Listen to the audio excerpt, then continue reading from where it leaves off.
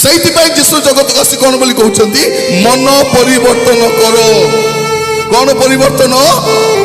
ମନ ପରିବର୍ତ୍ତନ କର। ଏ ମନ ଆକା ପରିବର୍ତ୍ତନ କରୁ। କାହିଁକି? ମନକୁ କେ ଦେଖି ନାହିଁ, ସେତେ ଆମେ ଖାଲି ବାହାରେ ପରିବର୍ତ୍ତନ କରୁଛୁ।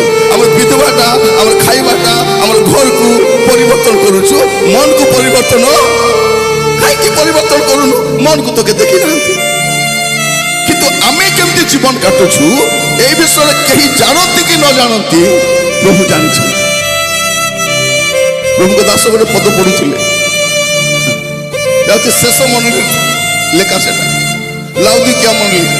ଲାଉଦିକିଆ ମଣ୍ଡଳୀ ମାନେ ଆଜିର ମଣ୍ଡଳୀ। ଆପଣ ଯେକୌଣସି ମଣ୍ଡଳୀକୁ ଯାଆନ୍ତୁ, ଅନେକ ପାଲକ ମାନେ ବସିଛନ୍ତି। ଆପଣ ପୃଥିବୀ ଯାକ ଯୋଉ କୌଣସି ମଣ୍ଡଳୀକୁ ଯାଆନ୍ତୁ, ତାର ଅବସ୍ଥା କେମିତି? ନା ଗରମ ଅଛି, ନା ଥଣ୍ଡା ଅଛି, ନା ଶୀତ ନା ଉଷ୍ଣ। କେମିତି ଅଛୁ ଆମେ? ଈଶଦୁଷ୍ଣ ଅଛୁ।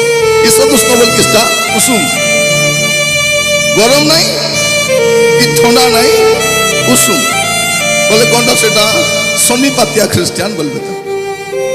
ମରି ନାହିଁ ତା ଅଲ୍ଲଭ ଫୁଣ୍ଡା ଅଛି, ଟିକେ ଗାଗରେ ଟିକେ ଉଷୁମ ଅଛି, ସେତିକି ଆଗ। ଆରେ କୋଉ ବାଟେ ଆମେ ଥିଲା ପରା ଦେଖାଯାଉନି। প্রিয় ভাই ভনী মানে আমারকু প্রভু বলে সম্ভালিছেন, মনে রাখিথান্তু। আরে বাকি হলে কিয়ে সম্ভালতে নাই, টোটিয়া মারি খেতে ଆମକୁ ପ୍ରଭୁ ବୋଲି ସମ୍ଭାଳିଛନ୍ତି। ଏବେ ହେଲେ ବଦଳବ କାହିଁକି, ତେବେ ହେଲେ ବଦଳବ ପାଇଁକି, କେବେ ହେଲେ